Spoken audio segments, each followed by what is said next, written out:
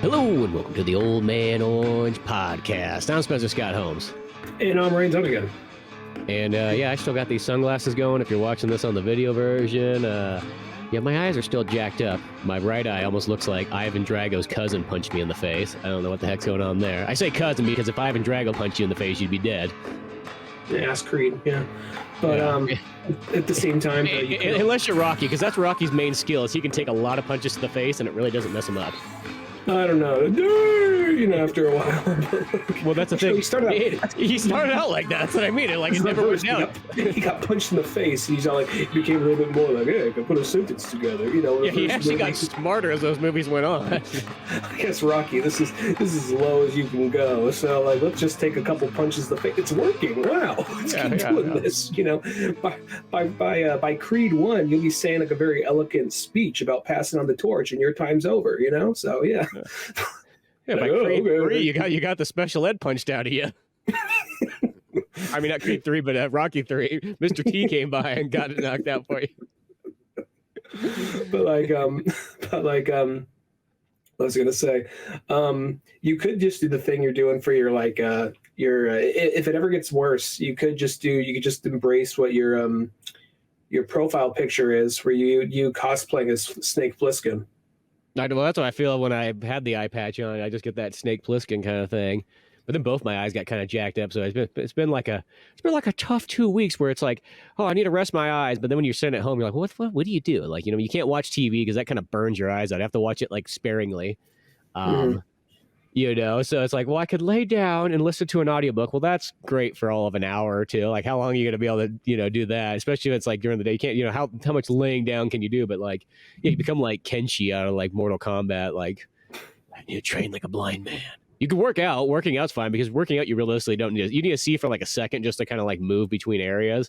But then it's like you close your eyes when you do your set. Like, you don't need I can almost imagine some kind of like modern, like, John Wick-esque movie where a dude is blinded, but like while he's learning, he's still training and all that. And there's that scene like in in Minority Report where Tom Cruise has the ropes. This rope leads to the fridge. This rope leads to the bathroom. That kind of thing, where he has his eyes switched out for a minute.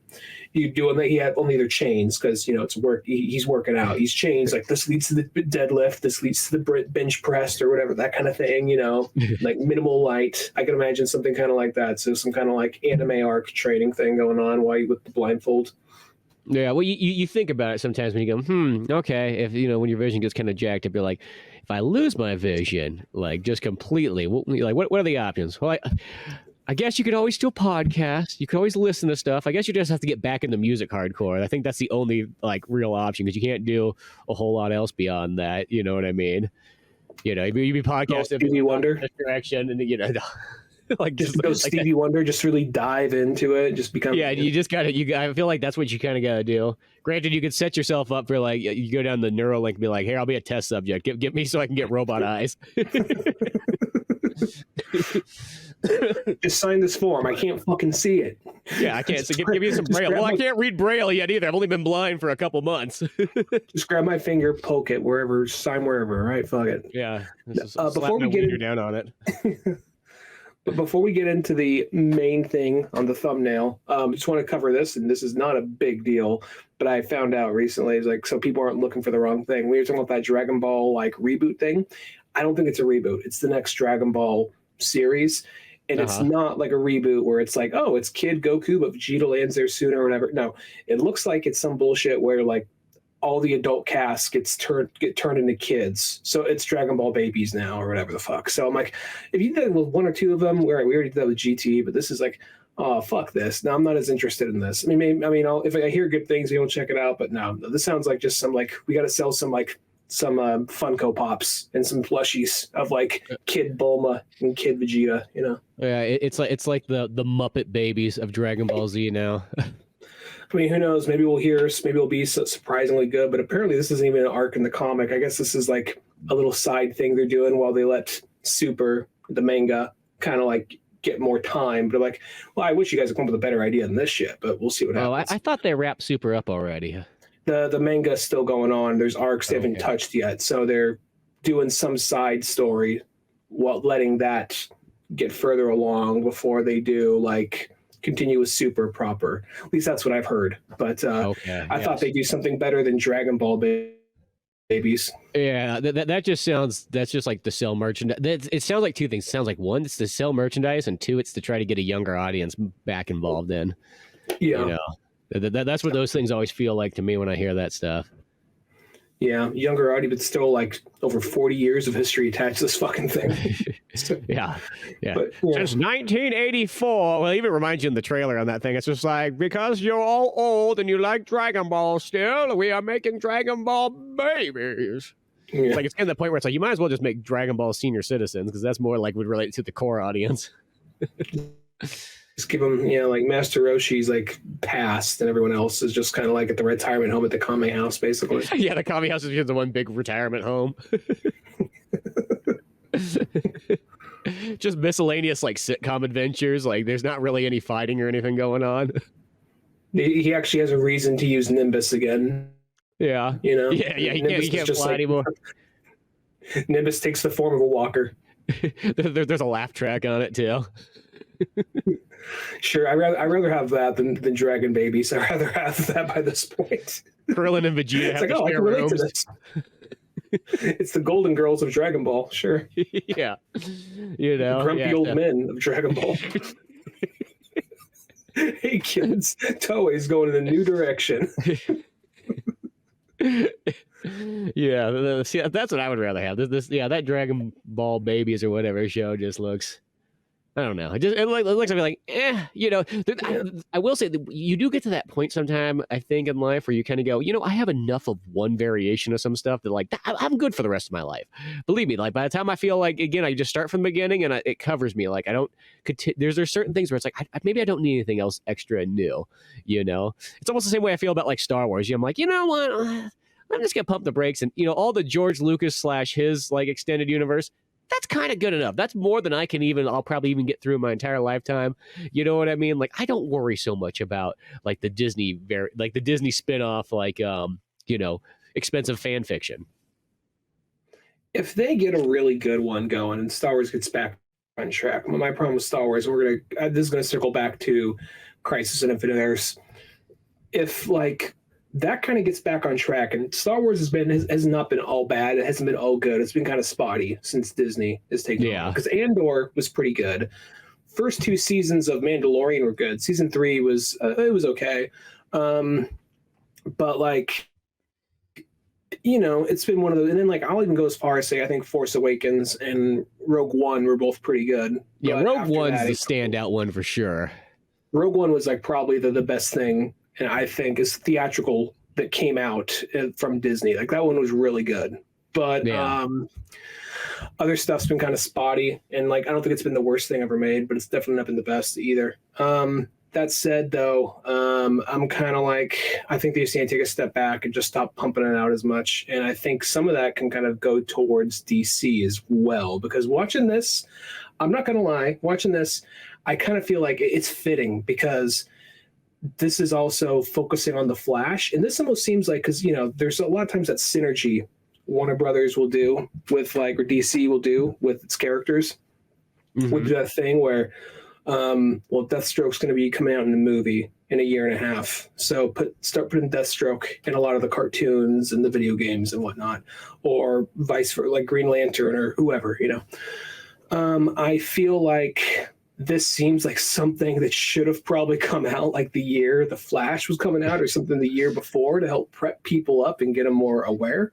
Because watching this, I was kind of like, it also, because it's kind of like the reset to the universe, to the DC universe again, which, it is like, it is kind of, they already did Crisis on Infinite Earths before, but this is involving all the multiverse stuff and trying to take more time with it, rather than the first movie they did, or the second or third movie, however many back it was.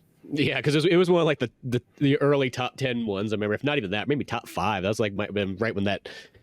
It was somewhere like it was like one of the not top 5, but maybe like first 5. I want to say it was like the first one was like Doomsday, then I think New Frontier, then I think Gotham Knights, then Wonder Woman. I think something like either Wonder Woman or Green Lantern. They kind of, I think they're like back to back.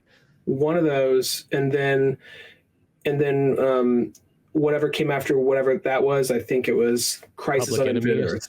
Yeah. Public Enemies, yeah, Public Enemies and Crisis on Infinite Earth, somewhere in the top like 7 to 10. Yeah. And that one was fun. You know, it was quick, it was short to the point, but it was fun. And I get for something like a story like Crisis on Infinite Earths, it's building upon years of storytelling. So maybe you want to take something that's going to take more time. But the thing is, they didn't really do that in this world. I like this world, this new DC universe they set up. They've only had so many movies, and they have not been coming out as frequently, and they've only just kind of peaked around the corner. And before most of this movie is just a big flashback of how the Justice League got built up. It's like, okay, you know where this would have been good? A Justice League movie, you know? Well, yeah, it's kind of a bizarre one because when I was watching it, like, because I'll say this, like the last couple of years of DC movies, they're never bad, but they've just always been kind of like a mix between like okay to like, you know, good, like in about that range. I like the Long Halloween. Long Halloween. Yeah. Oh yeah. That was a good. I mean, I'm not. There's probably a couple of them in there that like stood out more than others, but like they haven't been like, you know, there was a period where it felt like, you know, 3 out of 4 of the movies in the year were like close to perfect films. Like they would have made at least 2 of them almost would have made like the top 10 list of the year. And then they started kind of, as I said, they're not bad. They just haven't been. They've been kind of like, okay, here's another one. Here's another one. And this like kind of universe that they've sort of had with this new one, I was trying to think. I'm like, oh, gosh, I guess it's been going on for about 2 to 3 years by now. The build up on it and so on. Because these are some of the ones that I don't think I've really watched more than once throughout all these ones. Like these last, where the other ones I'd used to watch like a couple times, like right when they kind of came out, and then I'd come back to them. Where these ones here, it's like, okay, here's a, you know, I've watched them probably the first time I got it on Blu-ray, and it's sat on the shelf. You know, so I was trying to piece together how far along they did get that kind of adjustment. I'm like, oh yeah, I guess they didn't really have anything put together yet. There was like, oh, like, you know, guys, maybe we should do a Justice League at some point. Yeah, that sounds like work, but you know, let's think about it on the next movie. Oh, okay. The next movie is like a Supergirl movie or like a Constantine movie or some kind of other thing. Like, okay, well, I don't know where that Justice League idea. And they get back to like, oh yeah, didn't we have that idea for the Justice League? Yeah. But you know, there's all the paperwork you got to fill out, and you know, it's just one of those ones. Sometimes, you know, let's just have to be like kind of put in unofficial, you know, maybe we'll start a D&D group and we'll kind of work it underneath there. So then we don't have to pay taxes, you know, because, you know, it's now a religious cult. So it's okay. So it's like, I was trying to think, I'm like, oh yeah, I guess like all those ones, it's like, yeah, like all these characters have really, other than maybe Batman might have had about 3 or 4 movie stories, but it feels like everybody else kind of had 1 or 2 so far. There hasn't been, you know, tons of them in this new style, I guess you would sort of say. In this new universe, we've had, I think I could name them all out, even though even there's 2 which I haven't seen, which is, that's just a weird rights thing, because some of them come here like and available to rent immediately. Some aren't. This one I lucked out on. But I want to say all the ones that have set in this new continuity. It was Superman, Man of Tomorrow, where he fights Parasite. Yeah. Justice Society, World War II, which that one was really good. Then there was the Batman Long Halloween Part 1 and Part 2. And then we had, I think, the Green Lantern one. And then we had, in the Green Lantern one, the Justice League was already built. They didn't go into like how they're there, but they were just already formed. Like, oh, okay, I guess this happened off screen. And then there is like, oh, I think I lost him. Oh, and he's back. Okay.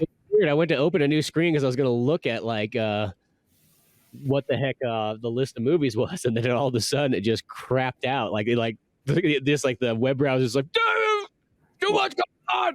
Oh God, we're going down. Crisis on Infinity. Fuck. It's like, too much. Yeah. No, so I'm assuming you kept it going, right? Yeah. So it was basically, but that a boy. Superman, Justice Society, Batman Long Halloween, Part 1, Part 2, a Green Lantern one, where the Justice League was already formed. They didn't explain how. They're just already formed. Like, oh, okay. Then I think maybe it's the Supergirl Legion one, and then there's Apocalypse War. And I didn't see the Supergirl Legion one or Apocalypse War. And then we're at this one. So that's, unless there's one I'm forgetting in there, that's not really a whole lot to kind of like it just set in this continuity. That's not really a whole lot to build off of for this big crisis event, especially spend like half the movie just explaining how the Justice League got together in the first place. And like the whole thing with like, it's not that it's even bad, because I even think it's an interesting, because I always kind of like it whenever they do like whenever they show like the opening of the new team, but then they're like, you know what, let's throw a mix in there. Let's actually throw someone you're not expecting to be part of the team. I think making Vixen like a Vixen and Green Arrow like original members of the Justice League. I think it's cool because you don't see them very often. It's usually the classic seven, you know. Yeah, I thought that was kind of cool too. Exactly. You mean like Green Arrow? You'd almost expect a little bit more, but Vixen was like, oh, there we go. That's kind of like a little bit more of a hard cut. I know she had her one solo movie, and that was about it. But you know, other than like in Justice League, the TV show, you don't see her as often in any of these animated things. Yeah, so I thought it was cool that they were like she was one of the founding members and all that. But then this also just like I don't know. I mean, it's not that I was watching it. It's not that I like disliked it or thought it was even bad or anything. It was just kind of like very like I don't know. I just felt very meh the whole time. There's some good scenes and some good ideas and some good moments, but I don't know. I felt like it was trying to make it out to be bigger than it was. It was also putting too much weight on one movie, on characters you've only seen a few times in passing, you know? Yeah, well, the weird thing is, I'm looking at that list. This is the 7th movie of that Tomorrowverse kind of section of storytelling, because you know, in between, there's been a handful of just standalone movies that don't really relate to it. Yeah. So it's kind of bizarre that, yeah, that like that's kind of what's made this up. And I mean, at the same time, I know they're kind of like, yo, let's be honest. Everybody who's fucking watching these things, like, they're in the know. they know what's up. You don't need to explain, you know, who the hell Green Lantern and Vixen are, or Green Arrow and Vixen are. Like, they got it, you know. So you can kind of pull that card, but it does have that weird thing that, yeah, this feels like just as this world's starting, it's like, oh yeah, by the way, it's ending. Well, you don't need to. Every time you retell an origin story, or every time you start up a universe or do a reboot, you don't immediately have to do baby's first origin story for every character every time. Yeah. You don't. Maybe some of the lesser known characters, go for it. But I don't feel like you need to do that. Like by this point, I don't think you need to do that for Green Lantern, depending on the Lantern. You don't need to do that for Batman, obviously. Obviously, you don't need to do that for Superman. So Flash, I feel like maybe one more time for people who really don't know, especially depending on the Flash. Maybe if you want to cheat, you can make it Wally West. And he says like, man, Yeah. I'm trying to fulfill the shoes of my uncle who died. You know, if you want to do something like that. But like Wally West is my personal favorite Flash because that's the one I grew up on. But then suddenly DC's like, fuck him, he Wally. killed himself and accidentally killed other people, and now he felt bad and did bad, but retcon, now he's good again. Like, okay, whatever, you know. He turned into Dr. Manhattan for a second. Okay, sure, whatever. Okay, you know. So like, yeah, it's like Wally West and Tim Drake are like they're like the middleman characters who just got screwed over. They're like, we don't really have a place for you guys, so here's your severance pay. Get out of here. Tim Drake's back. I was reading one of the more recent Batman comics, and Tim Drake is back. Damien's off doing like edgy boy shit, you know, and Drake is there in the is Robin for time being.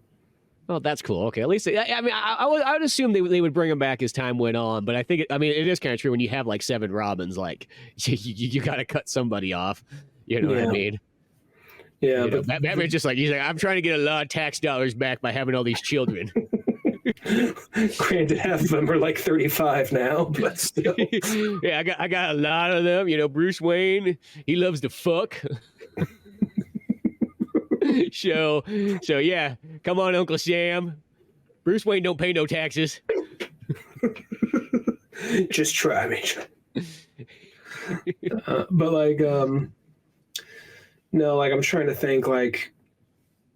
Because I think this movie tries to do a lot of heavy lifting. I think if there was like, okay, yeah, we're doing a Justice League movie and we're trying to build, and plus it does this whole thing like we got to build up a Mazo and make a Mazo this tragic, deeper character. Like that's cool. That's cool.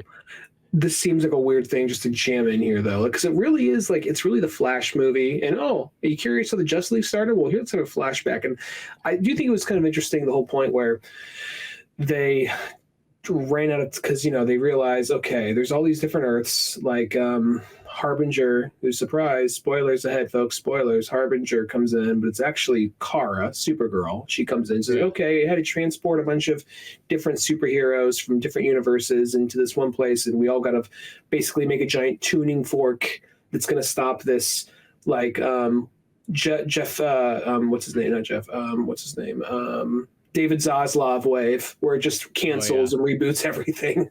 So the David Zaslav wave is coming in. So what we got to do is we just got to like all make this tuning fork thing for all our planets and make it happen. And then at the last second, like, oh no, like theirs is coming in, they ran out of time. So Flash goes supersonic and basically slowly him and Iris live out their lives in like slow motion for the rest of the world, build this thing up to stop it from like destroying everything. And for a second you're like, wait, what's going on? Why is everything frozen? You know, and you get little bits and pieces, you kind of slowly parse it together. And as it went on, like I thought that story was nice. I liked that, but I also would have liked, I don't mean to keep beating a dead horse, but I would have liked maybe one more movie with Flash for this to actually mean something more. You know what I mean? Yeah, because realistically, was Flash, other than like in one of those like the World War II one, that's all he's in. Yeah, that's all it is. There's no Flash one there, and so I do like how like Flash every single time, it's like he's like having a moment with somebody, and it's like, oh shit! It's just like he just starts running at full speed, like I can't control it, and then like goes to like another time zone. Like it's just one of those ones. That's all I pictured is one of those ones like he's just doing something, so then all of a sudden it's like, oh, now the speed force is pulling him to another dimension, like uncontrollably, like he can't stop it. He just has to take a shit real bad, ends up in the Paleozoic. Just flying out the speed force. just goes right into like the Jurassic period. Like, oh fuck, oh.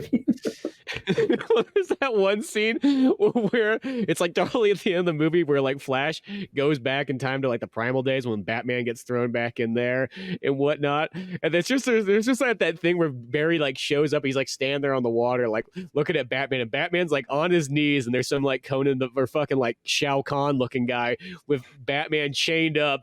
Batman's on his knees just like some fuck buddy or something like that. It's just like, oh whoa, hey Bruce, what's going on? Like yeah, don't worry about this. This is all part of the plan. You're literally like gimping out here right now. Look, I understand having all that much power. It probably feels good every once in a while for it to be taken away, whether you want to or not. So you do you. When you're done with this, though, tuning fork, David Zaslav wave. Remember that. Bye. Yeah, but that's all it was. It's just like that would have been like an awkward moment. Like, what's going on here, dude? Need help? The barbarian guy still has Bruce by the chains. They're all right. We gonna make this happen or not? Come on. Are you getting Marcellus Wallace here? Like, do I need to come in with a katana?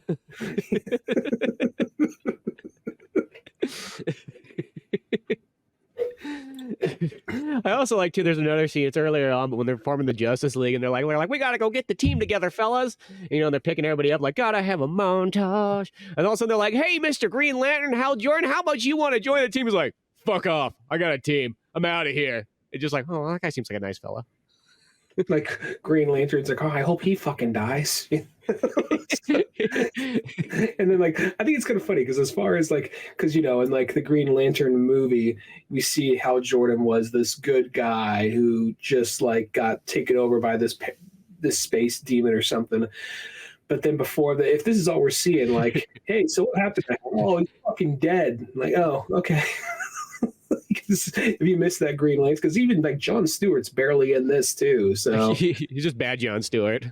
Yeah, so it's just like, so it's like you maybe see our Jon Stewart in the background. He looks at Shira for a second, where they at a wedding or whatever. But you know, it's one of those things where it's just like Hal Jordan, one of the most important Green Lanterns ever. What happened to him? Died off screen. Yeah, it's just one of those ones. He left like an ass. That was the only thing anybody ever saw of him. Just imagine like the next. I mean, I understand that like there was a movie that came out, but at the same time, they don't really. They just kind of come out. So it wouldn't surprise me if someone missed that, you know. So I'm just imagining someone like, oh god, dude, check it out. They're bringing in like Martian Manhunter. Hey, Martian Manhunter, fuck off. 3 movies later, what happened to Martian Manhunter? dead. Like, what happened? Oh, he ate some spicy habanero chicken wing, and then he engulfed in flame. Shit. That was anticlimactic. Yeah. Yeah. He apparently with that Martian body of his, he just had acid buildup that just he couldn't handle. Took him out just like fire from the inside. He was literally shitting fire and screaming and like actually crying. It was a slow process. No one really knew what to do. We just kind of like, let's just let this play out. He's kind of an asshole anyway. I love when they find John Jones in this too. It's just like, cause it's like they just go like, it just always looks like it's like, here he is. He's just like and at this first he almost looks like he's like somebody's like Puerto Rican dad, like he's got his like private eye company, and like Superman just like taps on the window outside, be like, hey big boy, what you doing? Oh, an alien? You're an alien. Yeah, he's like 2 steps away from just like rubbing his balls on the window, just like John Jones turns around like, whoa, what are you doing? It's a Kryptonian team. No, definitely not that team. I don't know what team you want, but please go away. Yeah. Well, even like I don't know. I also feel a little bad because I actually watched this movie earlier in the week, so it's not as fresh as it was earlier. But this does end on a cliffhanger, and I don't know. I guess I'm at this point where we were talking about like, I guess DC has been rebooting itself so frequently in so many ways, and not just like movies, but like this is like animation wise, this is the second time they rebooted in this continuity. And then there's also they're rebooting I honestly feel like they kind of need to reboot the theatrical films, but we'll see how that goes. Still, I'm a little bit more hopeful with James Gunn kind of leading some of the projects he was talking about. But then I'm also at the exact same time, like I'm just so like reboot fatigued on everything because I feel like we have to like learn about all this shit. We know there's gonna be a twist on this. Like, okay, Vixen's part of the Justice League from the start. That's cool, but beyond that, like, what else is really that different after a while, and I don't want to become that guy who's like, oh, superhero shit's the same, because I know that there's more nuance in different superhero shit and all that. But right now, I really, from an outsider looking in, it's got to look like, it's got to like, why do you like this shit? Yeah, I hate to sort of say it, and this goes for both Marvel and DC, is I just feel like they have been just a little bit like soft, and that's almost like the best way to sort of say it. Like it doesn't have that hard hittingness that comics of like the 80s, 90s, 2000s, even 70s kind of had. Like they definitely just feel like they've just kind of like they made them like they put the kids' gloves on almost in a sense. They made it easy for they're like not offensive like they used to be. Like, because I think that was the thing that used to make comics really is like it was that thing that you'd be like people go like, oh, it's just a bunch of kids stuff, and then you go like, dude, check this fucking book out, and then they would see me like, oh shit, this stuff gets intense in here. You know what I mean? People die. There's all kinds of ridiculous stuff going on. They're all kind of borderline R-rated in a sense, even before they got to like the R-rated section. And then it just seemed like, yeah, once it kind of got to like the movie popularity era, like the 2010s in a sense, it just started to tone itself down a bit. Not saying that there's not things here and there. There is always, a book that comes out or a movie that comes out, they'll be like that. But it's even like when these DCU movies first started off, the animated ones, they used to feel like just like they're just made for the hardcore audience that's been reading the comics and everything like that. And even in this Tomorrowverse, I felt like just the last couple of years, yeah, it's almost like they had it where like we need to kind of make it for a new fan, a softer fan, so ease them in a little bit more. And I mean, there's nothing wrong with easing people in. I know every once in a while you got to do that, or else you just get so much lore that you open up it's like opening up a Batman comic book in the 90s. Like it is one of those ones you're like, I don't recognize any of this stuff. What the hell is going on? There's Batman, but he doesn't even look like Batman. He's got completely different looks going on and so on like that. And once you catch up on it, and you kind of know the basis of the characters, yeah, you can jump in, but yeah, that's kind of how I feel. I feel like, some of these ones, it was like almost like they're pushing the envelope on like the R-ratedness, and then it kind of backed off a bit. I think it depends. Like, I feel like there definitely are good comic books that came out, and like I know that everyone like loves to shit down the throat of New 52, but there definitely were good comics that came out. And then I'll be honest, I think we both, for me personally, I think my favorite Batman team, and this might be just a This might be what's the word I'm looking for? A little like vanilla for some people. My personal favorite Batman team is Scott Snyder and Greg Capullo. So not every volume they did was perfect, but I think on average they had a very good solid run. And yeah, I maybe did not like Last Night on Earth that much, but regardless, I thought that was a very solid team. It felt like Batman, but they put interesting twists on a lot of things. They kind of like used a lot of your knowledge of the character against you in some ways, which I appreciated. Other than Mr. Freeze, but that was the only one. I'm like, oh, you did that with him? Okay.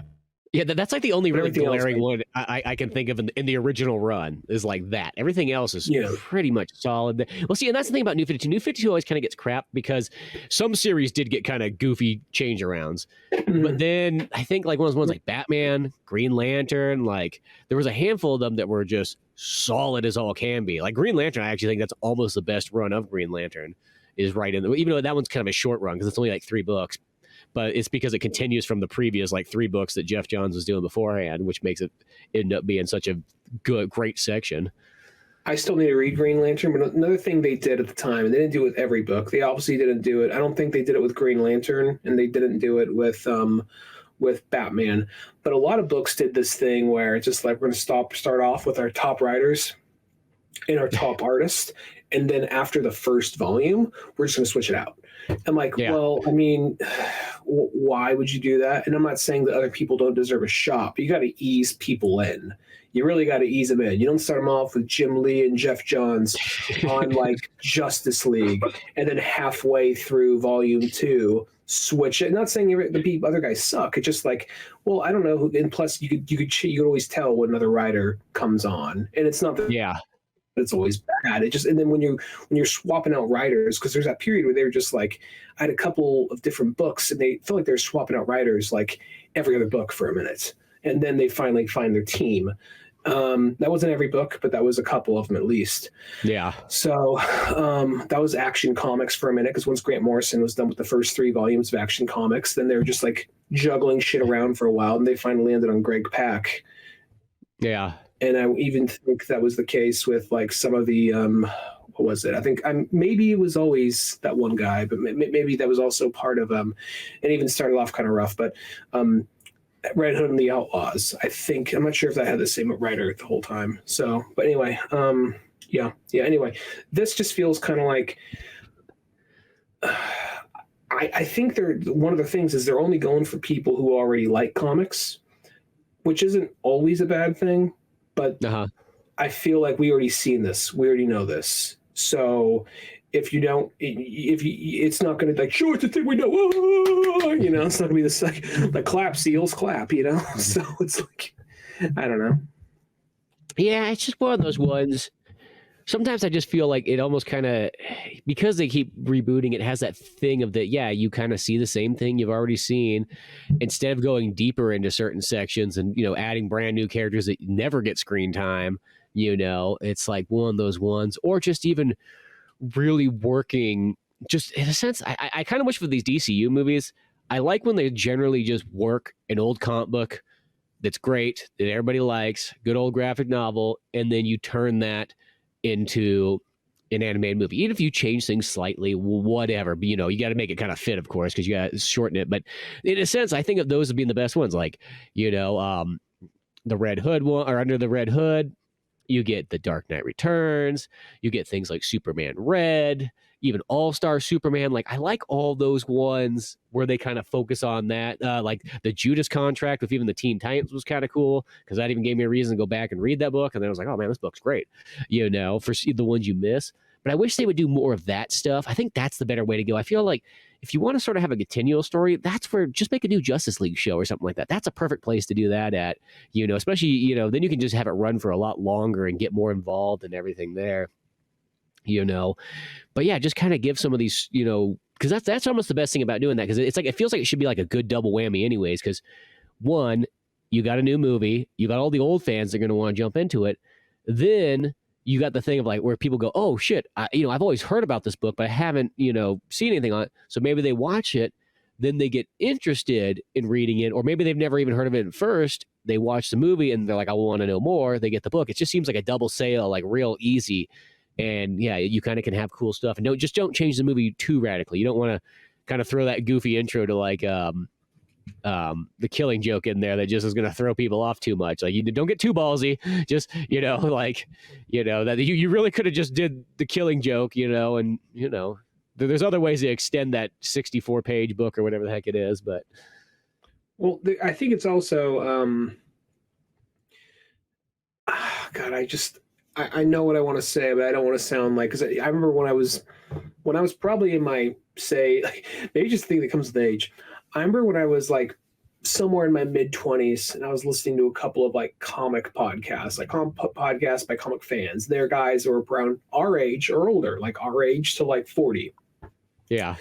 And they're like, yeah, I'm just fucking tired of this shit. Yeah, this and this and this. Yeah, this and this. And then I'm like, oh, you guys are just being jaded. What do you guys want? What do you guys want? Now I'm at this age. I'm like, I'm not done with comics. I'm not done with DC. I'm not done with Marvel. But like, I am at this point where I am just a little like spent on the same, like the same story repackaged. Don't get me wrong, you can do reboot, you can retell this story, because sometimes people talk about what's the point of like seeing Superman for the 500th time. And I'm going to say something that's going to sound very like people are like, how dare you compare those? That is historical art. How dare you compare this? But like there's you'll think about like a few years ago, my wife and I went to Italy. We were in Florence, and we were checking out some of the I don't remember which one, but it was a famous art museum. Mm-hmm. And so many statues, and so like big ass statues, and so many things to like dedicated to like Zeus and like Ares and all that, but the Italian names, the versions of them, the Roman name versions of them. And I was thinking like, these are really get that Greek out of here. Exactly. Like these are really just superheroes back in the day. That's right. And how many times do we have like art historians and regular historians talk about the importance of myth and mythology and this and that. So if we can listen to like the iteration of like Odin and Greek mythology and whatever, like however many times. Even Jesus. I'll go there. Yeah, even Jesus. Yeah, Muhammad, let's be honest, they're all the same thing.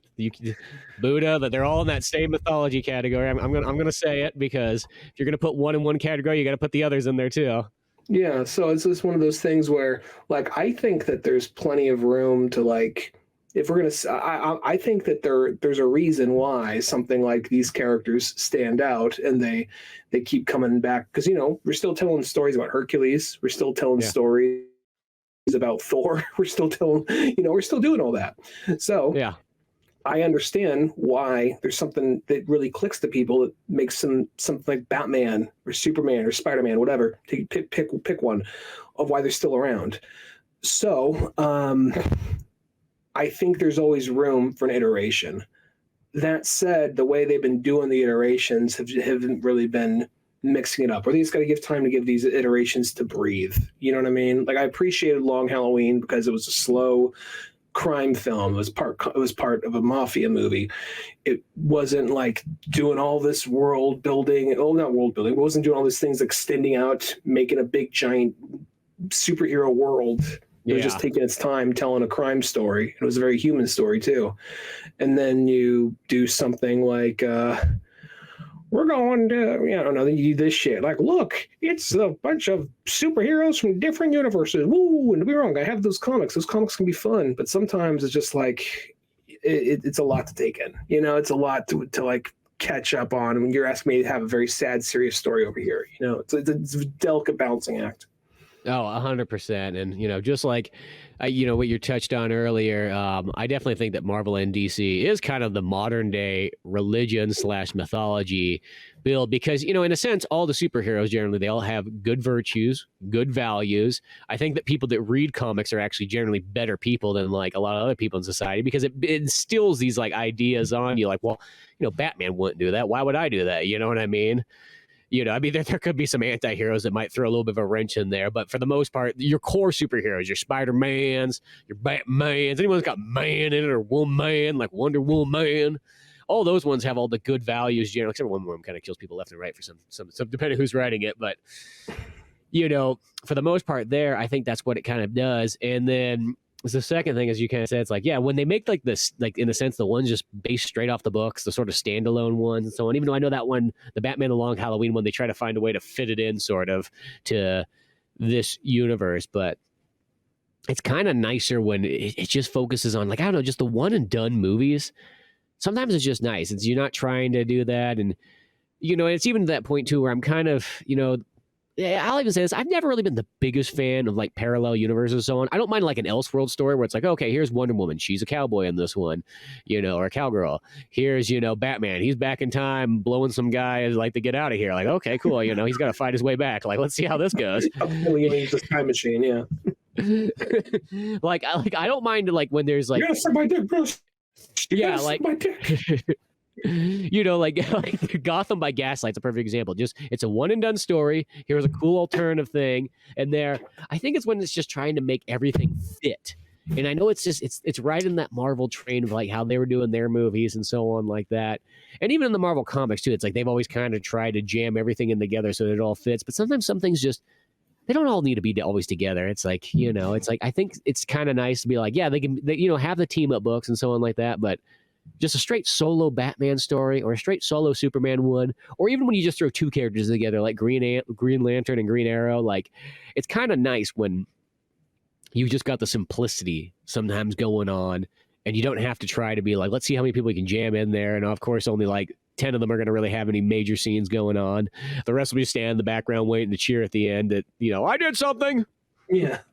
Well, I honestly think I know we're talking more about DC as a whole rather than this particular movie, but I really don't know how much we can talk about this movie because I feel like we've talked about this movie before because we've talked about so many other DC movies or DC things that kind of do this but better. And once again, this isn't like, tell me, I know it's a time travel thing, but were you at all surprised when like that figure Barry saw at the end of the hallway was himself from the future? Were you at all surprised by that? No, not at all. Like, I'm like, of course that's him. You know what I mean? But he's the one guy who gets sucked running around the, time back and forth. I'm waiting for the one time we have that. We're just like, it's him. Like, no, it wasn't. That was Jorge. That was the custodian. He's walking by like, bro, you fucked up. And just like walks out, I'm just waiting for that, I almost got confused because there's this. I was watching some Batman the Animated series. I'm like, wait a second, that scene wasn't in this movie. But there's a part where like I was thinking of the Two-Face episode where Batman gets like punched out and he's laid there on the ground and like the janitor's like, hey Batman, you okay, bud? But I was like, wait, that's not the right movie. Now I'm starting to intermix these animated things together. Yeah. Hey, I'm just a humble janitor. What you doing here, Batman? Like just a working class staff. That's all I am. I got a doobie. You want to go downstairs and share it with me? Yeah. Oh, don't worry. There's nobody here to judge us. It's all for medical purposes. Wink. Yeah. They're gonna have to give me a golden watch to fucking get rid of me. Tell you what. Yeah. Well, believe me, I've got my claws sink in here. You know what I mean? I got a lawyer prepared and everything. That's the right thing about having friends. You can have a job as a custodian, but if you got the right friends, you literally control this place. That fucking prick, Bruce Wayne. Yeah, apparently. I'm gonna sue the fuck out of that asshole. I'm just waiting for my last day. I'm gonna intentionally fall down these stairs, and we'll just fucking wait. That's my retirement plan. Slipping my own turpentine. Yeah. But yeah, no, I always think in movies like they should do that. Like it's like I like the things where it's just like it's almost something like the non-heroic ways. Like I always think of like one death that I always think is just like really good, interesting was when you take a really powerful character and it's like, well, how did they die? Oh, they slip on the fucking stairs and hit the back of their head like on like the side there, just right in the perfect place, and that's what takes them out. Like I think things like that are kind of interesting to go about, being like, oh no, they didn't go down like how you'd expect. It's like, no, there's just one bad accident. That's all it takes. that's how Nightwing died in the Injustice universe. Injustice universe was all like, "Ooh, we're a bunch of gritty, angry boys. Ooh, we're so mad. Ooh, we like Linkin Park," and then Damian just like, fuck Dick Grayson, and throws like his like baton, hits Dick Grayson in the side of the head, and his head hits like a corner of something, and he's dead. Oh, yeah. Like, I didn't mean to, Batman. Like, get out, you're no son of mine. You killed the good one. Like you killed scene. the better son. It's like that scene from Walk the Line. Walk Like, hard. the wrong son died. The wrong son died. just Bruce comes up to Damian with like a little like empty like can. You hear that? You hear that? That's nothing. That's what you're gonna be. That's what you're gonna be. All the money's going to Ace the Bat Hound, not you. Fuck you. Alfred's like, I thought it was going to me. Not anymore. Ace the Bounty Hound's the only thing I can trust around here. He's a Great Dane. He's already like 9 years old. I'm not sure how much time he's got. He's gonna outlive us all. Kryptonian science will get us there. Yeah, I slip a little bit of Krypton dust in his, food every morning. Believe me, it's gonna work out. Or give him cancer. It could be the tumor on the side of his neck. We don't know. Yeah, I believe that has nothing to do with what I'm doing. Other than it's glowing green. I feel like the thing about this is even the Flash story, because it's not like I watched it. It sounds like I hated it. I didn't hate it. I just felt very like lukewarm on it, because like even the Flash story with him and Iris was good, but I think that could have been its own movie. We didn't need all this bullshit about the end of the world happening. And you know what I mean? I mean, I feel like we could have done this world better before this end of the world happened. And even when they suddenly drop in over to the crime syndicates universe for a second, they're just there just to see a world get destroyed, so we can kind of see the layout. And even like there's some moments there where I'm like, I'm not sure if you thought this, it could just be he's the only Australian in the DC universe, but I was like, is Johnny Quick in this version meant to be like Captain Boomerang if you got to hold the Speed Force? I was just kind of wondering that. I literally thought that was what it was, because it felt like some of those guys were kind of alternative. Because even like Superman almost felt like he could have been Shazam or something like that, or Zod. Yeah, or Zod, because he just had a different. Like, they all kind of had different looks to them. So I just kind of assumed that everybody was kind of alternative characters. I actually kind of like that. I like that speedster version. I thought that was kind of a neat one. But it is one of those ones that, I agree with you on that too. That like the Flash, it's like if you're gonna call a movie Justice League, I hate to sort of say it, just make it a Justice League movie. Sometimes that thing where it's like it's almost more of a Flash movie. Like this should have been the prequel movie that kind of built up maybe, and then maybe you take some of the stuff out and you save it for the Crisis on Infinite Earth ones. You have just a Flash movie. Maybe he's organizing the Justice League in this process. You can make him the main character there, and then you start coming into like what's going on. I mean, I think there's another version of this where you have the Flash origin story, which, we just had a whole show about that. But I feel like pretty much the movie which had the flashback. But like, I mean, I guess you could do the thing where you do a traditional version, like point A to point B, Flash's origin, and then he fights a couple of his villains along the way. Not just one villain, maybe because I think the thing about the Rogues Gallery is they're so afraid to touch the fucking Rogues Gallery, even though even though by now he had a show that ran for how many seasons? Like 7, 8 seasons, something like that. Pretty much everybody in it. Yeah. And I think that enough people probably watch the show like, oh, Captain Cold, oh, Mirror Master, oh, Heatwave. And I think that the thing about if they do like a Flash movie another Flash movie or Flash something, I don't know, down the line, I think it should be a team of villains. No, not every villain needs a spin-off show. Not every villain needs a spin-off movie or some shit like that. But I think the thing about him is he's so fast. He could be multiple places at once. He needs multiple people to keep him busy to that could stand on their own, and still like the idea that they're a really uniform team and they're a bunch of basically villain like people out of Bruce Springsteen songs that went down the wrong way, like people with special skills but are all like blue collar working class people who just have like an axe to grind against this corporation or that corporation. And like that's what Captain Cold is. And you could, not everybody has to be that, or you could have people who are like come from different areas, but I think that's what makes them so interesting, is that they are a weird uniform group of supervillains with like that just try to pull off heists. They're not trying world domination. They're not trying to kill everything. They might go try and kill this person for personal goals or like revenge, but it's all about the heist. And they just always got to go, like they're afraid to just even look in that direction, you know? Which is such a bummer because Flash literally, I think, has some of the best villains out of any superhero character, Marvel and DC. Like, you know, like the only person that rivals him necessarily is Batman, and maybe Spider-Man gets close. But like Flash is right there. I would say he's like in the top 3. Like his villains are all great, and they have something unique, like you said, with all that stuff. I mean, that's what that movie should be. It should be one of those movies that like, and that's the thing, it's like every single time we get like a Flash movie, it's kind of like the one that came out last year. It's like, you know, sort of say it's kind of barely a Flash movie. If Flash is there, he is the main character and someone like that. But then Batman like kind of, you know, comes in and takes up a lot of scenes, you know, Supergirl's there and takes up a lot more scenes. It's like, you kind of have to say like, that's time that should be spent on these other characters that never get any screen time and so on like that. You know, and it's like almost you should just start off. It's like a Cheers, you know. It's like almost like all these guys are hanging out at the bar. Glory Days is playing on the radio. Some are shooting pool, some are drinking, and so on. And it's just that thing where it's just here's all these guys down on their luck, and they all decide to like kind of like let's just start up our own kind of organization. We're not hard criminals. We're just doing this because society just gave us the bad roll of the dice in a sense.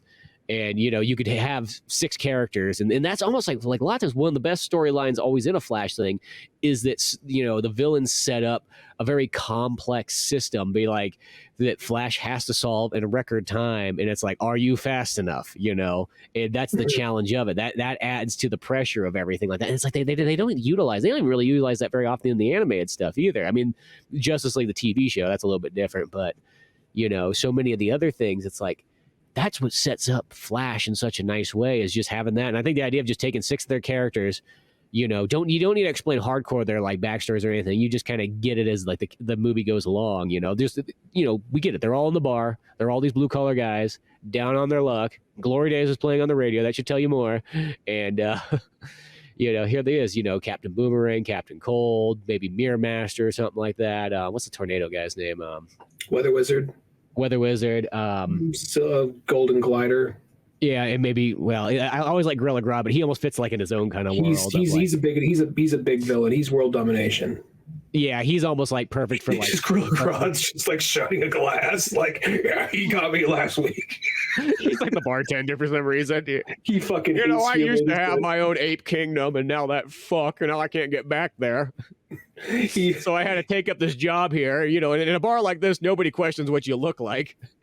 He's the fucking the ape that hates humans and thinks they're like below him. He's serving beer to them. Yeah. You know, but just pick 6 of them and just kind of work it that way. It's the same way that I always just want to see a Spider-Man movie, which I think that last Spider-Man one, as in the last live action one, got it kind of right, where it's like, okay, cool, there's 5 villains that Spider-Man has to fight, you know what I mean, like at once, and we kind of has a team up and so on. Like, I wish they would just make more movies in like that kind of style, because that's almost the best way to do a superhero movie, is like, you know, it's just to have it where like we don't need to explain as much. If you want to know more, that's what like long built comic books and animated series are perfect for, and TV shows like The Flash and Green Arrow, that will explain all the backstory stuff you need to know. But when it comes to a movie, it should just be, let's get to the point, get all the bare bone information that you need to. They kind of like, okay, at least everybody's kind of caught up quick enough, and then roll with it. Well, it's something like, I don't think every movie needs like 5 villains, but I think depending on the kind of movie it is, like by that Spider-Man, that was like the 8th live action movie of Spider-Man, and not even counting movies he's popped up in other people or the Electric Company or whatever, you know. So it's like one of those things where you like, I get why by that point, like, okay, 5 villains, but they're villains you're all familiar with, and we get to see interactions we never had a chance to see before, and there was more to it than me villain, me smash, you stop. You know, there's more to it than that. where something like, yeah, you could go like, 4 to 6 villains. I think like for like a Flash movie, just if it's the first one out the door, I may go like 4 or 5, but like 6 is still doable. You could just have like someone's more the muscle. You have two or three that have more character, and the others that are there just for the sake of variety and like muscle. Maybe we can get a chance to learn about them later in the line, maybe. But like, I think that there is a lot to do with. That's what makes him so interesting, and they're so afraid to tap that. And I noticed a lot of like these movies, a lot of like your characters that aren't Captain America or Spider-Man or Batman or Superman, a lot of times they'll just like, yeah, sure, it stars the Flash, but we're going to use things around in the DC universe to populate it rather than Flash stuff. And oh, look, Iris West is there. Well, that's his girlfriend. Yeah, well, she's there. Go be happy, be grateful.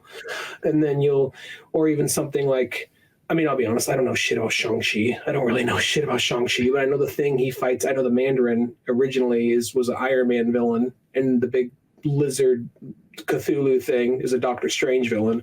So like, and that's not me complaining, because I don't know. I'm not sure how much there is to pull from Shang-Chi, but I just notice sometimes when they don't really want to go digging deeper into like this character's history or lore. When I heard that Shang-Chi was more of like a secret agent, I was like, shit, you guys should have fucking done that, So, but it is what it is. Yeah, well, there's some of those characters too. I always feel it's like the Daredevil style, where it's like they have a couple of their own villains, but a lot of times they fight other people's villains. Or Punisher even's kind of like that too. He'll fight Deadpool. Yeah, Deadpool especially, but because Daredevil fights a lot of Spider-Man stuff. Even Punisher does too, here and there. But they all share Kingpin. They all share the Owl. They'll share like Tombstone and like what's his name? Hammerhead. Yeah, so there's a lot of that kind of stuff there where that's totally fine. But yeah, I just feel Flash has always been kind of underused. Like it's like they got him. I mean, just including the TV show. I'll actually give the TV show more credit for actually getting more things probably right, even though you kind of think once you get past about that show started off pretty strong because Arrow kind of did all the groundwork to get those shows figured out, and then by the time Arrow was on its 3rd season or whatever, I think that was when Flash did. It just got kind of overwhelming because they kept stacking shows with each other. So next thing you know, you had like 6 hours of live action content to watch a week, and you're like, whoa, put the brakes on that right there. Like, Jesus, that's way too much. I stopped Flash around season 3 or 4 whenever they started doing the Flashpoint thing, and it's not that it was even bad. I was just kind of like, I'll come back to this. I never got around to it. So, plus it had all the CW-isms of it, but there's that point where like, I'll take it, whatever. I did not like Arrow season 1, and I know everyone tells me it got better as it went on, but season 1 was like a real fucking slog. So I'll have to take everyone's word on that it got better as it went along. But, Yeah, no, that's literally how it was, because Arrow season 1 was kind of like, okay, they're really trying to hide it. Arrow season 2, they started coming along with it. It was getting better, but I think it was by about season 3 it started to become full Green Arrow, and that was about the same time that the Flash kind of came out. So like the Flash was already like allowed to be kind of full Flash because Green Arrow paved those 2 seasons. So, but yeah, it's just one of those ones. Sometimes you can't have. Yeah, that was the thing. Is I just got so overwhelmed, and I think that's it's like so many TV shows in general. Like that's why like I never even end up watching the Marvel ones. I'm like, it's just too much. It's just like there comes a point where it's just like you got to pick and choose your battles. When you only got like if you're lucky maybe a half an hour, a month or a day to watch stuff. You really need minutes to myself. Yeah, that's like when you're in jail. Be like, okay, here's your half an hour TV time. What are you gonna watch? An episode of The Flash. Oh no, it's 44 minutes. No. That's what you get. You're watching it. But so it's just that point where it's just like, yeah, and that was how I felt. It's like, there's too many. That's why I think going back to Justice League, like, the second TV show especially, New Frontier. Oh, right? Okay. Wait, New Frontier, the movie, the second movie? No, the second TV show, Justice League. Unlimited. That was probably one of the best made DC shows, because what it did was it gave you, here's Justice League, here's your core characters, but also in every single episode we kind of switch it around. So we're going to utilize the entire, Justice League roster, and everybody's going to kind of have their own miscellaneous adventures and so on. That was the best way to try to get a lot of characters and a lot of story time together. I wish they would do more of that kind of stuff, where it's like you only have one show to watch. It's okay, don't worry, but you're going to get covered on all fronts. Well, it also did a thing where it took in like not every episode, but majority of the episodes would do something like, okay, here is one of the original 7. So we're going to focus on like Batman, Superman, and the Green Lantern, Wonder Woman, Flash. We're gonna focus on one of them. Maybe Martian Manhunter. He was in the Watchtower for a while, but he had a couple of his own episodes. And then what's gonna happen? Or Hawkgirl, maybe she had a whole comeback arc. And then what we're gonna do is we're gonna focus on like a miscellaneous character that's only gonna be in this one episode. But what's the likelihood of seeing Hawk and Dove again other than the background? So here's like one-shot miscellaneous characters that, they get their own episode. And then maybe someone who's like more of like a B-tier character, like Black Canary or Green Arrow or Supergirl or Huntress or Question, they come back. Yeah. You know what I mean? So it had like this interesting way of like, and it all kind of progressed through the same story. So I thought that was a really smart way to go about that. There's an episode where Flash teams up with Mr. Miracle and Big Barda and Martian Manhunter. You know what I mean? Just a real interesting like team up there. And then there's another one where it's like Wonder Woman and then Hawk and Dove. And then there's one where it's like I think it's like Captain Atom, Supergirl, and like Green Arrow. I think maybe another bigger character too. So yeah. Yeah, no, as I said, I think that is almost the best style to do any of those kind of TV shows, and then just to get a lot of stuff going. I will say like that there's that Avengers show that came out kind of a little bit later, like maybe a couple years, like late 2000s going into like early 2010s. That one kind of utilized a little bit of that too. It was still more like Justice League, the first show, where you had your core 7 characters or whatever, but it would throw in every single episode there'd be, okay, here's another Marvel character that you didn't see in other stuff, and that might be the only time you see them, and then we keep going. So the Avengers Assemble one, I don't think I've ever watched it. I think so. It's one of those ones I used to watch. It was back in the days of television, was still there just slightly.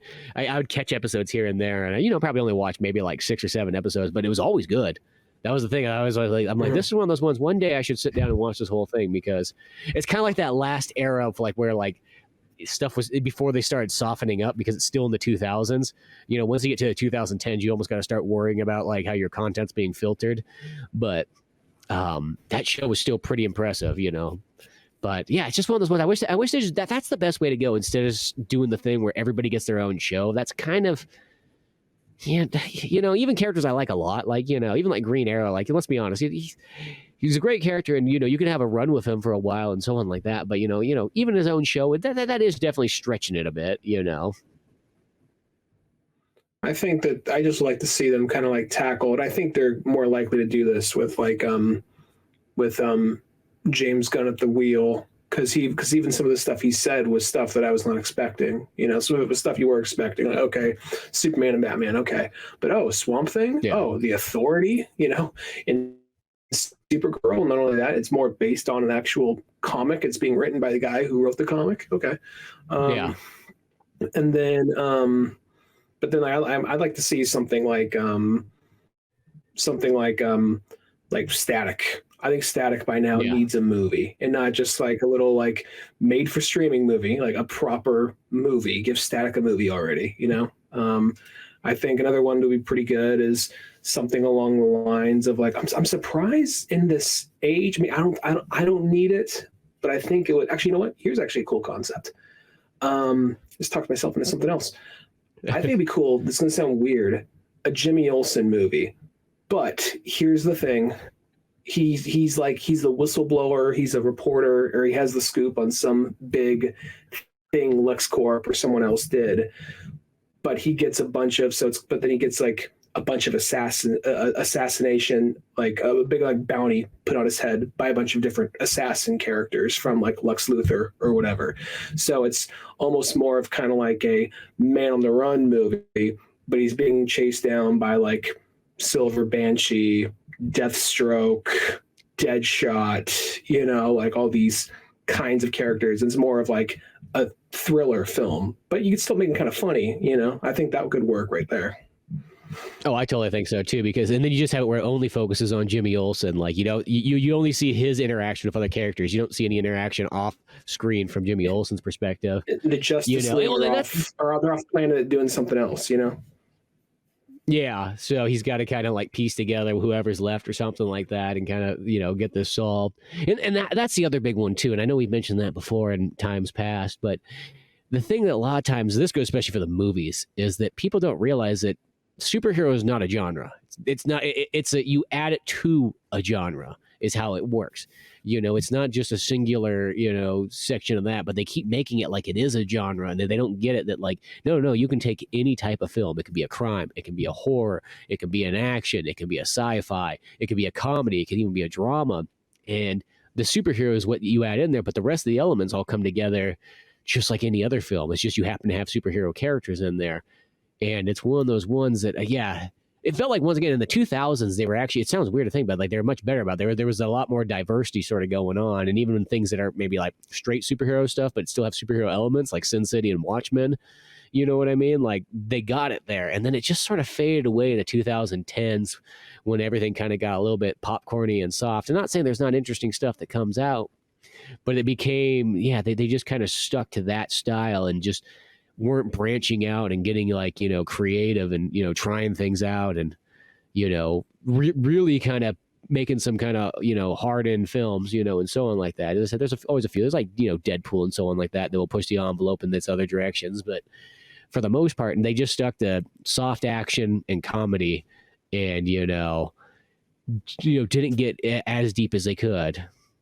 Well, I also think it's something to the effect of like there was actually that period where they treated everything like through like from Superman 78 to like somewhere like in the early 2000s, they treated like superheroes, it's a genre. But then they started doing like around like Batman Begins or Dark Knight, even they started treating it more like, what if we did it more like a genre and it just happens to star a superhero? And MCU movies for a while were all that. They were like, okay, it's Captain America, but it's a World War II movie, kind of like Hogan's Heroes or something like that, or The Great Escape, but it's also superhero, Yeah. And then they also do something like, okay, sure, it's a Norse mythology movie, but it's with a tint of superhero to it. Like, okay, and then, but as they went on though, it became, there's like what we assume to be a Marvel film, and they just became Marvel movies. Like thinking back on the Marvels, like I didn't think the Marvels was a bad movie. I enjoyed it, but it was cotton candy. It was I ate it, and then I was immediately on to the next thing. Like there was a point where the whole scene where she approaches Kate Bishop, who's probably one of my favorite characters in Marvel. When she approaches Kate Bishop, like, oh, Kate Bishop, that would have been like such a oh fuck yeah moment, like maybe like 10 years ago, or even like say like 6 years ago or something like that. But when she just kind of like, well, oh yeah, of course it's Kate Bishop. Okay, all right, oh, Young Avengers, oh, that's nice. Okay, cool. Oh, that Kelsey Grammer's back as Beast. Right on, cool. Like I think they are expecting people to like lose their shit, like whoa, just like lose their shit over that. But it was very much like, you guys are doing that. Okay, it took you long enough. Well, we're here, so cool, whatever. And it's one of those things like it just became a Marvel movie. Like it didn't really feel like, because even the first I know this isn't a genre. I mean, it was like a space adventure movie kind of, but almost the first Captain Marvel felt more of kind of like, it was a superhero movie. Yes, it was a space adventure movie, but had a lot of vibes and like throwbacks to 90s movies. It was trying to make references to like Terminator 2. It was trying to make references to Top Gun. That's 80s, but Top Gun, things that would have been popular still at that time. And I thought that, and I appreciated that right there. Yeah, well, it's like one of those ones. It's like that, but I think what happened is they just kind of they filtered the statistics together that kind of said, okay, what's the popular stuff in a Marvel movie? It's like, okay, they like the comedy, check. They like it to be easy to jump into, check. And it's like, like let's stop the experimentation. I think that's sort of what happens. They just like let's just focus on kind of if you fuse Guardians of the Galaxy and Iron Man together and Avengers, and if we put those three together, that's going to be our formula for every movie kind of past this point. I'm not saying that some of them don't try some like bare minimum experimentation, but just not enough. And it's even kind of like the DC did it in a little bit different way because they went for like, okay, we're going to throw the dark in there, like the Dark Knight and all these kind of things like that. And then as it got on, the directors got together and got sort of confused, and then they started to infuse other elements in there that kind of threw off like the Dark Knight sort of vibe, and then it kind of made it like, it's kind of going back and forth between like, what are you trying to be serious like, Batman, or are we going to be kind of comical and so on? And not saying it doesn't work in some things, like, like Aquaman 1 and 2 both pulled it off really solid. I don't get me wrong. I thought those ones were some of the pinnacles that DC did in the last 10 years as far as live action goes. And they worked in their own kind of alternative way. But, yeah, it's kind of the downfalls. It's just they became less experimental, and it's that thing that that when there's money to be made, people get scared when they're like when something pretty much is guaranteed to give you money in your pocket. I think people don't want to like try and be ballsy when it's kind of unsure still. You try and you experiment because you want to see what is the big formula that you can max produce.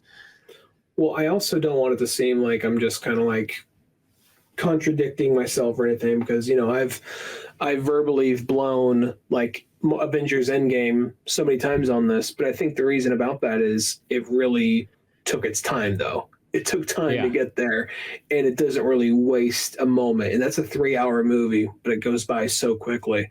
And it kind of it didn't like throw away like the notes. It kind of remembered everything. Like every little line is like a callback. Like, and it's not just like callback. I know that. Like, no, it's a character. Like it's a character developing moment thing. Like, like the on your left, this and that. All the other things. Yeah. I honestly like. There's so many parallels and so many things they were setting up as far back in 2008 and 2009 with, or actually, I don't think anything came out in 2009. Like 2008, 2010, and they follow through on that movie, and it all pays off. Even something that was not as much of a build up, say like Into the Spider-Verse, like that one's still like, yeah, it's big, it's bombastic. Yeah. There's a lot going on, but there's still a lot of character development and still a lot of heart to it. And this movie that we saw, we're supposed to be talking about, we're just on superhero shit in general, but this movie, it really just like, it tries to have a heart. Like there's a good story in there. Yeah. There's too much going on, and it's doing all this like last minute setup for something it should have done like 3 or 4 movies ago. And that takes away from what have been like this really beautiful love story about like Barry and Iris, Yeah. And it doesn't really, just kind of lands flat, unfortunately, which is sad because Flash is one of my favorite characters. So yeah, well, that's what it is. It's like, it's a movie that, I think it's worth checking out just to see it, but it fits in that role that like, yeah, for the last, couple years of these. And I know that there's probably some exceptions here and there that I remember that I liked a little bit more than probably others, but I just feel like a lot of times they've been, for the DCU ones, they've been decent, and this even kind of goes with live action movies, both Marvel and DC, but like nothing's really like blown my mind the same way. And that's, I kind of thought this one, like, maybe this one's going to come at, bring it all together. It looks like they put a little more effort in. It's 90 minutes long, plus there's a part 2 coming with it. Let's kind of see. And then it's like, what'd you say? Maybe part 2 will do it. We'll see. I don't know. That, that's what I kind of wonder. I do kind of wonder if part 2 will kind of like this one, because that a lot of times part 1s and part 2s, sometimes there's a movie that has to just get everything set up, and that's all it's doing. That's like the same thing with Endgame. Infinity War was kind of like let's just get everything sort of set up. Not saying it's bad or anything like that, but you're just waiting for Endgame is pretty much what that movie is doing. And that's sort of how this is. It's just weird because it's like this. It just really doesn't feel like it's been going on for that long. And some of those movies that are kind of connected into the universe, you kind of forget that they sort of are. Like kind of like the Long Halloween. You're like, oh yeah, I guess that is part of this. Or even like the World War II one. Oh yeah, I guess that is part of the same universe here. Like they don't have that same like like it was a straight continual one, sort of like the previous DC animated section that they had kind of going. So it really feels like it was almost built up off of like 5 movies, even though I know there was a little bit more than that. But yeah, it's like one of those ones where now they're trying to go.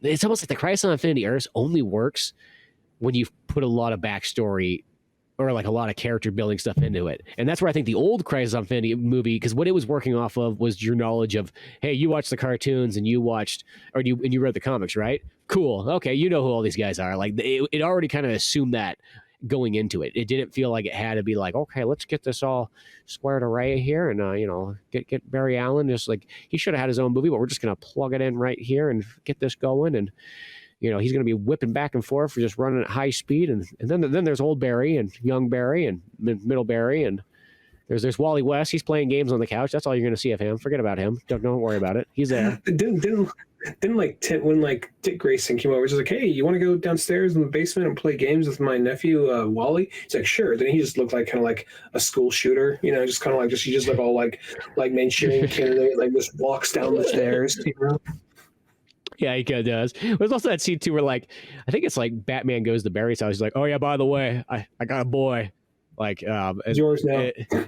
Yeah, I think it's Barry's. Barry's like, you should just keep the boy. Like, well, it's not like I picked the dog up from the pound, kind of thing. He's like, oh no, they don't got parents anymore. Like, you're rich, it's yours. It's like the idiot. Don't give him back. No, I'm giving you the boy, but I'm still keeping the bowl, his water bowl, just in case I get another down the line. Yeah, and then he's like, and then probably like, strikes me, it'll be good for you, Bruce. I got too much work going on like that. It's a tax write-off. Oh, what? A tax write-off? Oh, I never thought about that. Maybe I should get some more boys. Maybe we'll get a girl too, so it doesn't seem like I'm too gay. Like, you know what I mean? so get him off the scent. yeah, exactly. Can you write a dog off too? No, I'll keep the dog still. What about a cow? Yeah. Long-term investment. Yeah. Like, this thing is, this movie does have some moments in it that are kind of neat. And, I was engaged in watching it. It's just is missing the oomph that I feel like that I used to get from these DCU movies all the time. Like, it felt like it was one of those ones, like out of an entire year, if you had 4 movies, 3 out of 4 of them were like high tier ones. And one might have been like, it sort of dropped it a bit, but it was never like bad. It was like, it dropped it a bit. Maybe it's a 2.5 or a 3 out of 4 star movie, where the other ones stayed at more like 3 to 3.5 to 4 star movies. You know what I mean? And these last ones have all been 2.5 to 3, like decent enough, worth watching. But you almost probably wouldn't even be like, you wouldn't tell somebody on the street, be like, hey, by the way, did you see this one yet? You got to go out of your way to get it. You'd be like, it was decent. If you got the time, I guess, Yeah, that's kind of how I felt. Well, maybe the next one, because the thing is, this one was like mostly just, it's really a lot when you think about it, but it's like, it's Barry's backstory of how he became the Flash. Yeah. It is the forming of the Justice League, and then the beginning of the end of the world. Yeah. So that's really 3 big things for one movie right there. And then we're also kind of jumping throughout the years of seeing like the Justice League kind of come together and this and that, and through Flash's perspective. Yeah. And then Flash is dead at the end, and from the little trailer, it looks like Supergirl is the main focus in the next one. It looks like, oh, look, there's Batman Beyond, and there's other versions of these characters. Like, yeah, that's cool, and yeah, I'll watch it. But I mean, who knows? Maybe I'll be doing like seal clapping by the time part 2 comes out. But like right now, I'm just like, sure, I'll check it out when it comes out. Oh, and then there's also John Constantine going around, being hobo Constantine. I thought that was Dr. Fate. I thought that was at first too, but I think it's John Constantine because of the way he speaks with that accent, and he's got the way he was. At first I was thinking it was Dr. Fate, but I'm like, oh, I think that's actually Constantine. Dr. Fate's a hobo in one iteration. So maybe it is. As I said, that was what I initially thought it was, and then I was like, wait a second. And the only reason I said Constantine is because they were building, because he has his own movies that run along sort of this time frame. Well, right now, last time I checked, he was like stuck in some kind of like hell loop of like his ultimate fantasy, and then he's about to fuck Zantana, and then she turns into a demon and starts ripping out his entrails. That was the last time I saw. It's like, this is what you get for restarting time, John. Like, oh no, and credits. It says John Constantine. That's John Constantine. Okay, good. All right, cool. I thought that was Dr. Fate. I'm glad that Constantine is. I'm glad Constantine is back and alive, one way or the other. Yeah, because as I said, I thought it was John. I thought it was Dr. Fate as well when I first was watching it. But then, once he started speaking, I'm like, no, I think that's the same dude. It's Nolan North who does it. The guy who plays, Nathan Drake and all that stuff. But I'm glad it's Constantine. Right. Yeah. So I did think that was going to kind of come around even more as time went on. It hasn't really yet, but I also like how they use like the old school Huntress too. They got the one that's where it's Batman and Catwoman's daughter, because I know that like when they first did that Crisis on Infinity Earths like comic book, there was two characters that like they just never really knew exactly what to do with when that kind of came, and it was Power Girl and Huntress, because their origins were just kind of like so much different that just didn't fit into like the Convergence kind of section. And in the long run, Huntress kind of became her own character that was not that. But that's the original Huntress, was the one where it's Batman and Catwoman's daughter in Earth 2 or whatever in the 70s or what have you. And Power Girl is another version of Supergirl, but then there is then they later changed it to Power Girl's like a clone of Supergirl or some shit like that. Yeah. It depends. Because I remember I have a Power Girl book that like it's like one of those ones. She's like she just gets formed into like the world, and she's like, I don't even know where I am. Like something happened here. Like there was literally all this going on, this convergence, and then like it just threw me through space and time, and I came way farther into the future, and I have no identity or whatever anymore. It was kind of an interesting one. It was different, but yeah. Which they haven't used Power Girl in a while in these things. I know she's in some of the older movies, but I haven't seen her in anything in a while. Last time I saw her in one of these, she was in Justly Unlimited. She was like the evil Supergirl who probably, if it got a third season, she probably would be good the next one. But she was in Public Enemies, voiced by Allison Mack. Not Allison. Allison Mack? What's her? Yeah, whatever. The chick who did who was in the cult during Smallville, that lady, she voiced Power Girl. But yeah, hopefully that what I said, like this one's still, it's decent enough. It's it's not gonna blow your socks off or anything like that. But it'll be interesting to see where they go. Maybe the next one they'll kind of amp it up, because it sounds weird. Like what really I've in the last couple of years. The section of DC that's been killing it a lot more is the Mortal Kombat division. Like all those, I think there's 4 of them by now, animated movies, and all 4 of them have been solid. They've been really good. Like, the first one's kind of like in a sense, like a retelling of old school Mortal Kombat. And then there's one that was like focused on, I think, not Liu Kang, but Kung Lao. And then the other one focused, the first one kind of focused on, I guess, Scorpion, but it was still like a origin story of like, classic Mortal Kombat, get everybody up to date again. And then, which sounds weird. That's like one of those few times it's like that story, even though I see it a lot, it's like, I can't complain. You know what I mean? Like, you're going to see some cool stuff there, and they'll change things here and there. And then they had a Kung Lao one, and then they had a Kenshi movie, and then they had a Johnny Cage movie. Wonder when they said that we're gonna do the Kano movie next. We're gonna do like just one of the henchmen or something like that. We're gonna do the lady with wings. We're gonna give her a movie. I would take the Kano movie because that was the best part of that last live action like Mortal Kombat. It was like Kano was fucking good in it. Everything else was kind of the only good thing in that movie, really. Like that Kano guy, I was like, oh yeah, And plus, because Kano reminds me of Captain Boomerang. Captain Boomerang's just one of my favorites. I can't wait to see more of Cole Yang or Cole Young, whatever the fuck his name is, the made-up character for the movie. And I gave that movie way too much credit when I saw the trailer. I'm like, all right, I bet they're gonna do some kind of fake out thing, right? It's gonna be like he's actually. We're going to focus on this guy, but he's actually the reincarnation of some villain, of like one of the main villains or something. And he's going to become evil and scarred and fucked up by the end. And he gets possessed by a demon or some shit like that. That's what's going to happen. Like, no, he's Scorpion's great grandson. Like, oh, okay. So he's going to become Scorpion. No, he's not. He's not going to become Scorpion. Like, oh, why the fuck? He's got his MMA career to look forward to.